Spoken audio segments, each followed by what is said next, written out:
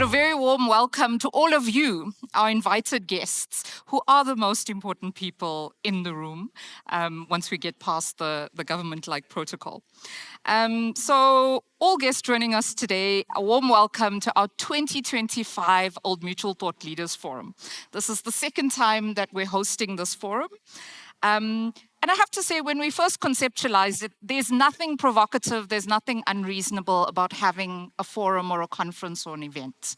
And it was quite an audacious task because no one in this room was probably short of events to attend. And as a country, we really were not looking for another dead-end dialogue. So this meant we had to be quite clear-minded as the team that put the event together and think hard about what the objectives are for the gathering, who are the people that we wanted to be in the room, and what we needed to have and the outcomes we expect in those conversations, both in the short term and the long term.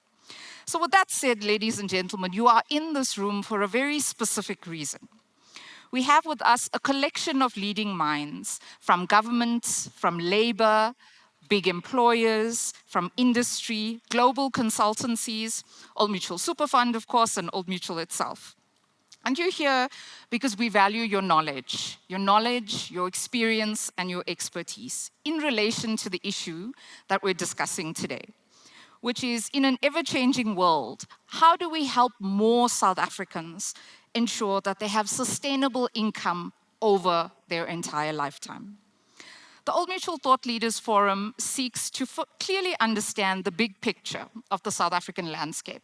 Our retirement industry and the savings and investment industry does not exist in a vacuum, but within a complex landscape. We want to interrogate the obstacles to our progress, to offer some strategic guidance based not on just unreasonable thoughts, but on research, on data, on insights. So the underlying theme of our gathering this year reflects our ambition to explore bold, collaborative strategies to improve retirement security and confidently face the changing world of work. So at the heart of our agenda is this clear challenge. How do we ensure working South Africans have better retirement outcomes? So while national reform is underway, the system's future depends heavily on decisions being made in workplaces. Employers, more than at any other time and more than any other stakeholder, are actually positioned to shift outcomes at scale. And I'm really pleased to say that we've seen through the employers that partners with us, some green shoots where employers have been pulling strategic levers to improve the outcomes for their employees. And we'll tell you a little bit more about their stories later today. There's also been noteworthy momentum at a policy level. So the introduction of the two-pot retirement system last year was a step in the right direction, and it is certain to enhance member outcomes over time. It wasn't just to increase the sales for Spur and other retail outfits. With vested benefits still accessible, though, outcomes will depend on fund design, on defaults, and how well members actually understand the changes. I don't think retirement and retirement savings ever attracted as much interest from ordinary South Africans as it did over the period leading up to two-pot.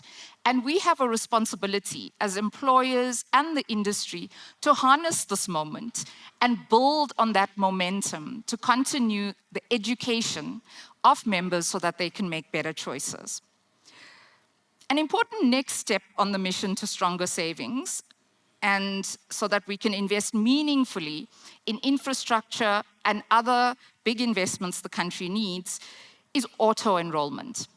Potentially controversial, Bruce, maybe not controversial in the sense that you're used to controversy, but auto-enrollment globally points to overcoming member apathy and improving contributions and coverage.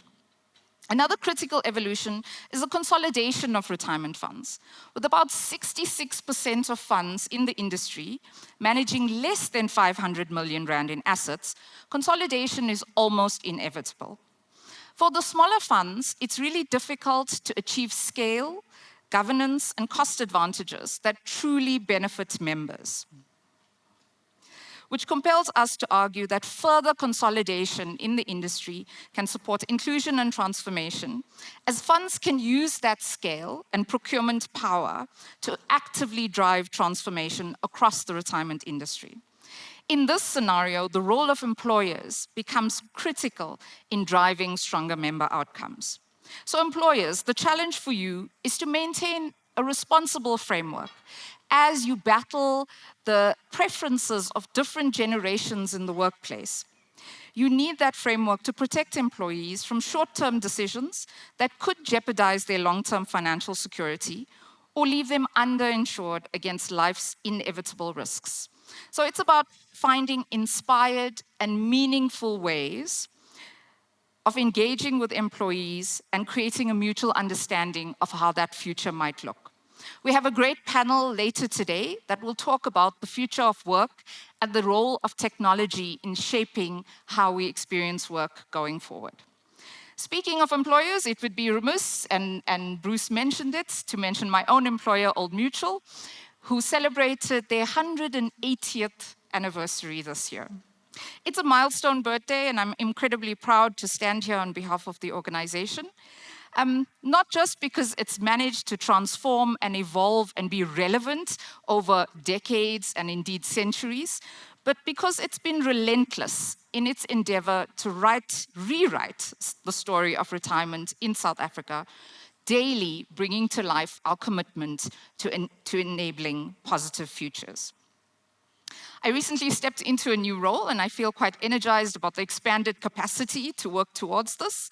So ladies and gentlemen, let's get down to business. We have a full day ahead of us, and I know we will make the best of it.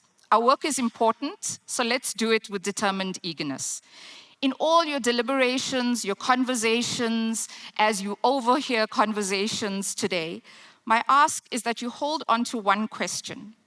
What are the practical next steps that we as industry, as policymakers, as labor, as employers can take to improve savings and investments for the benefit of South Africa?